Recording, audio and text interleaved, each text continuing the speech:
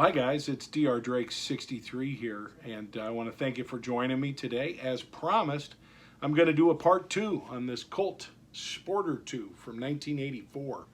And in particular, the reason that I bought this rifle outside of the nostalgic value is I wanted to have an open sight shooting AR that had the nice 20-inch barrel, the rifle length gas system, which gives you that much longer sight radius for shooting at distance. And you know, as talked about prior, I wanted to show you guys a 50-yard zero and what does that look like shooting out to 300 yards or so.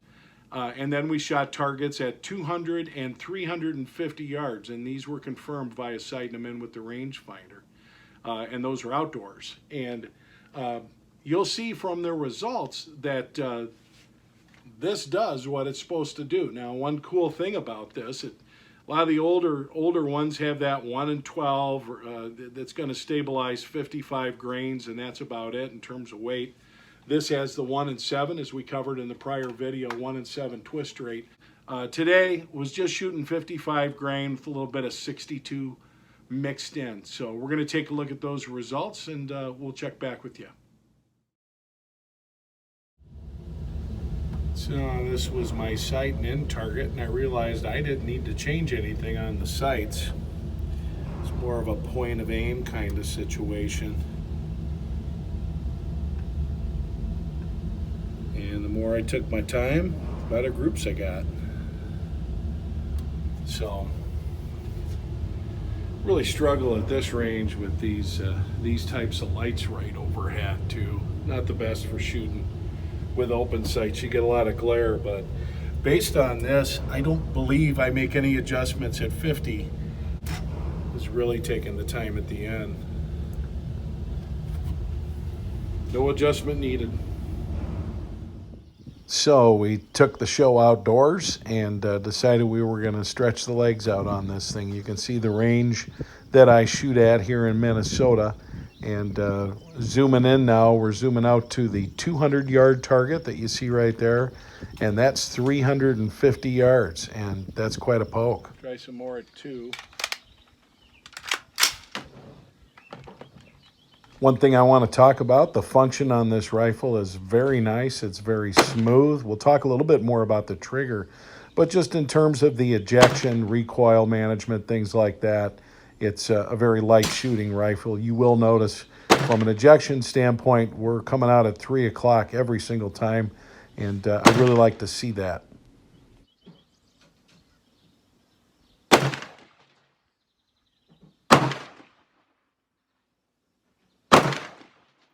So right about now, I'm like, to heck with that ammo box. Let's just support ourselves on our elbows. It's a nice enough sight radius and easy enough overall sight acquisition picture that this seems like plenty of stability to shoot out at 200.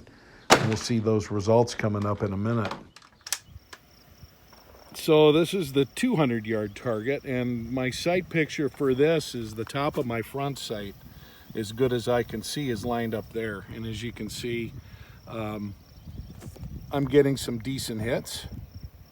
Not bullseyes or anything like that, but that wasn't what that rifle was designed to do with iron sights. What it's designed to do is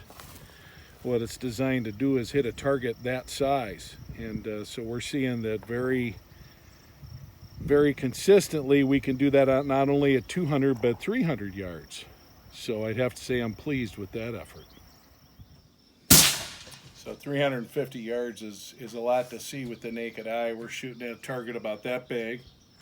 So I'm just barely able to appreciate that from my front sight.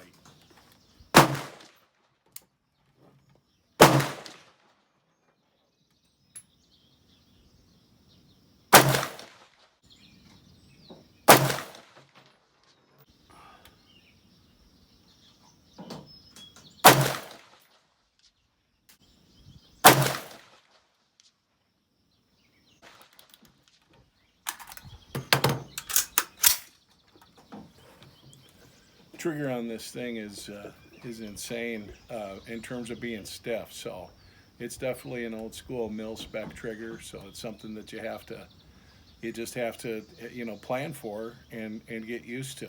So, but the accuracy of this rifle seems like it's fairly good.